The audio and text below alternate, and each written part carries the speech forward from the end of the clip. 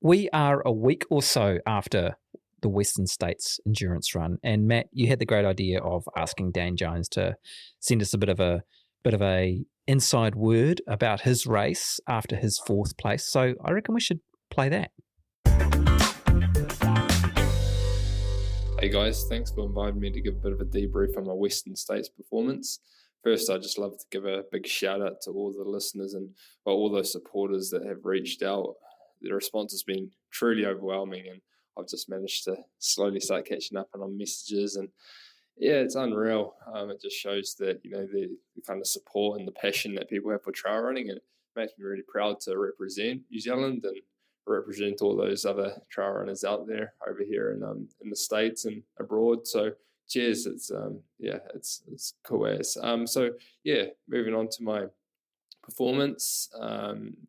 Western States started as usual. The run up at Escarpment felt fairly relaxed, and we had a massive group of runners out there. Katie Scheid was pretty much with us in the front group. She had an outstanding day. She's an absolute weapon, and just so cool to see what she's doing.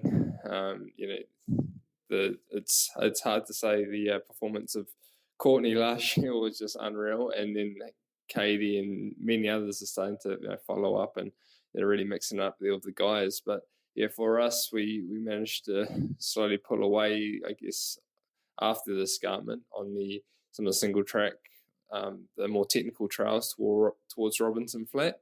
And we had a big group of us, about 17, I think was about our max in the group. And yeah, it slowly started breaking apart a bit towards Robinson Flat, which is about the 50k mark.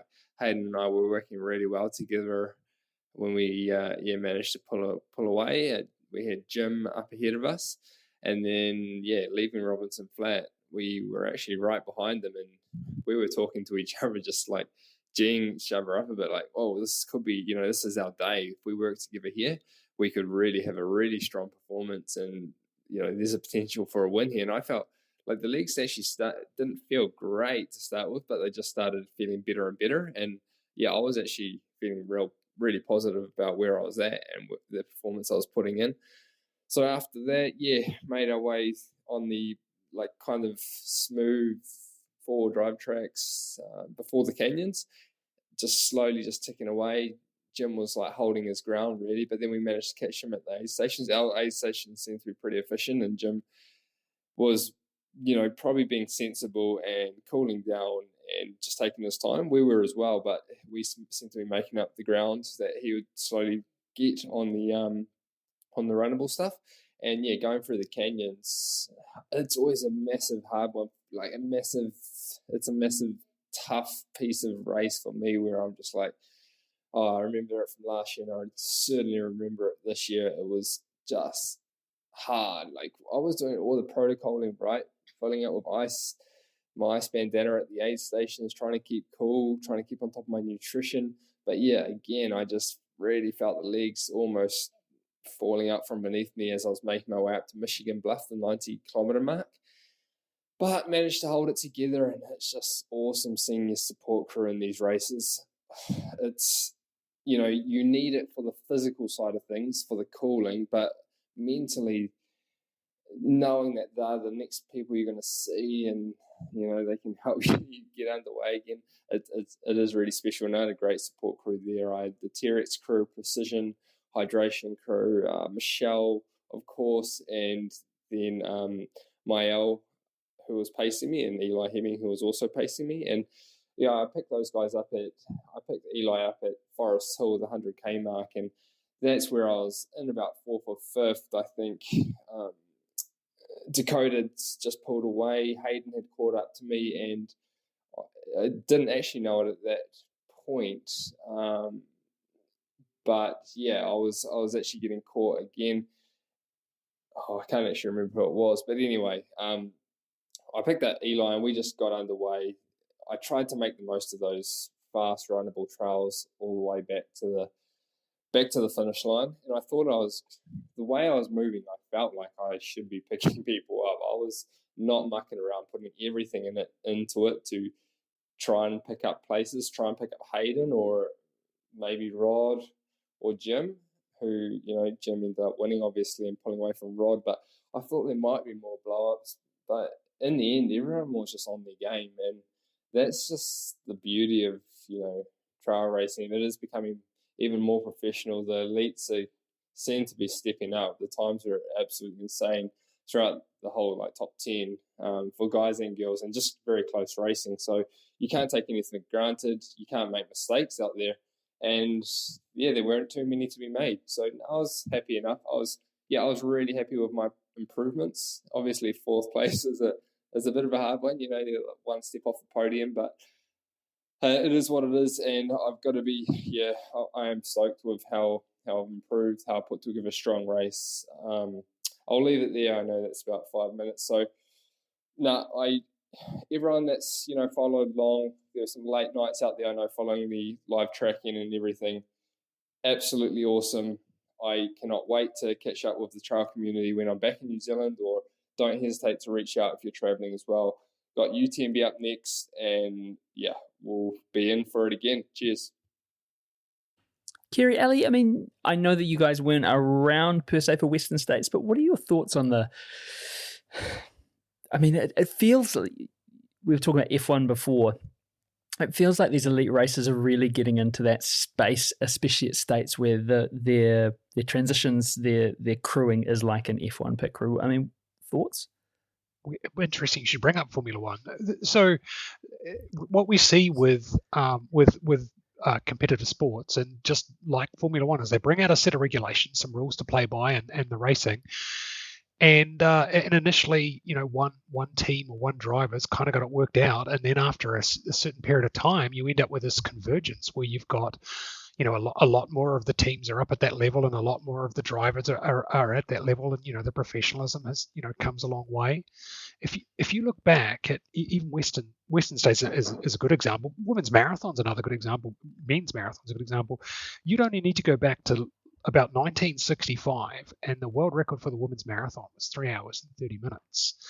And it doesn't take long before it gets to 3:20, and then not long it's 3:10, and then soon it's bust through 3 hours. But you get this, decaying curve, this sort of like hockey stick effect on a graph, where initially things will fall quite quickly, and they did. If you look at Anne Drayson's times at Western States, she won Western States about 3,000 times, but like you talk about a generational talent, we think the same way when we talk about Courtney or Jim, but Anne was running 18 or 19 hours to win that pretty consistently for the more than a decade, and here we are now with some nearly 5 hours knocked off that, 4 or 5 hours knocked off that.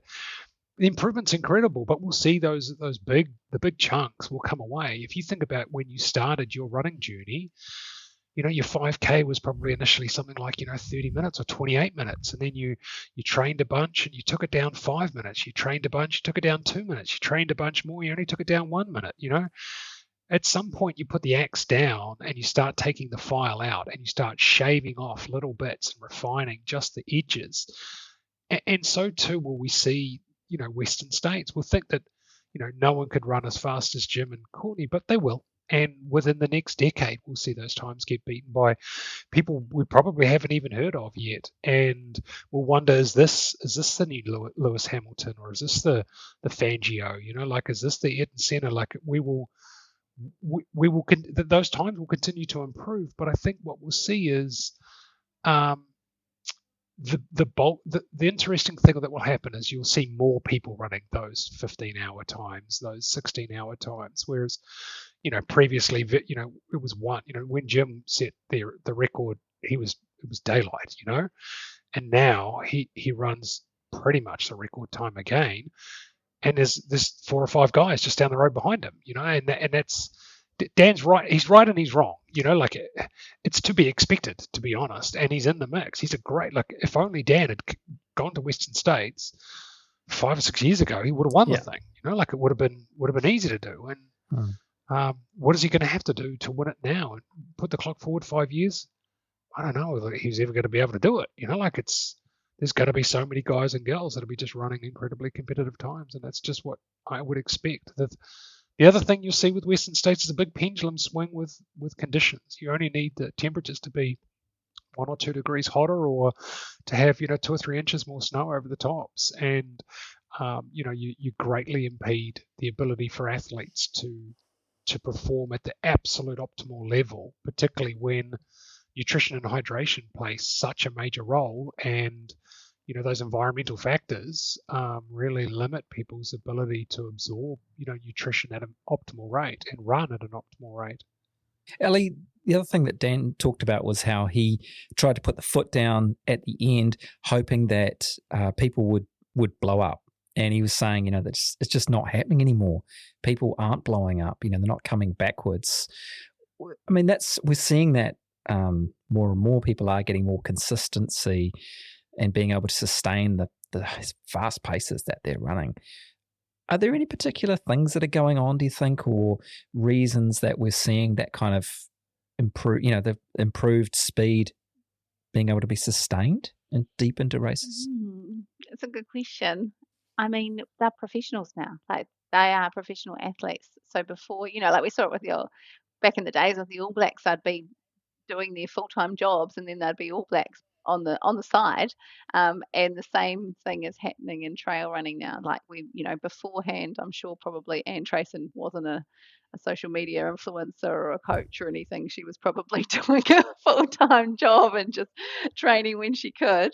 But now these athletes are, like they and the money's there now where it wasn't before. So there's the sponsorship, which is enabling people to have that extra level of professionalism. So I mean, we saw you see a lot more paid athletes who can really dedicate time to their builds and treat it really seriously. Like, we saw Dan had gone out to the States quite early this year. I'm sure Andrew McDowell would have loved to do the same, but he's got a job that doesn't involve being in the US for much longer than he can.